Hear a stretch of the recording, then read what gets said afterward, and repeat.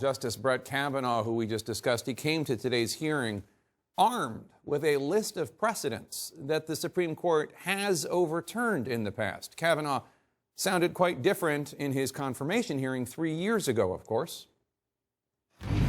What would you say your position today is on a woman's right to choose?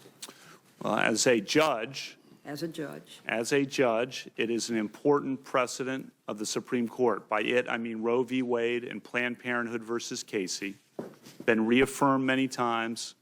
Casey is precedent on precedent, which itself is an important factor. His comments on Roe v. Wade led key Republican Senator Susan Collins to vote for Kavanaugh's confirmation. Here's Collins in 2018 speaking about her sit-down with Kavanaugh. We talked about whether he considered Roe to be settled law. He said that he agreed with what Justice Roberts said at his nomination hearing, in which he said that it was settled law. CNN's Manu Raju joins us live. And Manu, there's no nice way to say this. Kavanaugh sounded very different on the subject of precedent today than he did when he was trying to get Susan Collins to vote for him.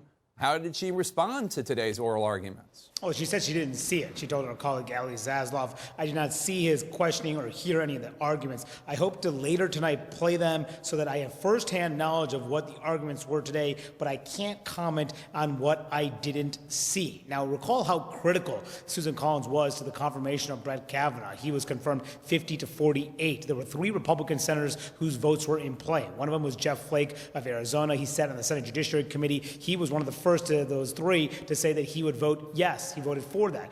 Lisa Murkowski, the Alaska Republican, she voted against Brett Kavanaugh. And all eyes at the time were on Susan Collins. Collins was listening to the testimony of Christine Blasey Ford, who accused Brett Kavanaugh of sexual assault. Brett Kavanaugh, of course, denied that. She had meetings with Kavanaugh and talked about abortion because Collins supports abortion rights. And those comments that she heard from Kavanaugh, that he contended it to be, quote, settled law, was significant, pivotal for Collins to ultimately vote yes. And ultimately, after she went to the Senate floor, said she would vote for Kavanaugh, that immediately after it may have triggered the support of a key Democratic Senator, Joe Manchin, who said that he also would support Kavanaugh, who was narrowly confirmed by the Senate after that intense confirmation proceeding. But now, in the aftermath of this, perhaps Kavanaugh could be a decisive vote striking down Roe. At that point, we'll see what Collins has to say.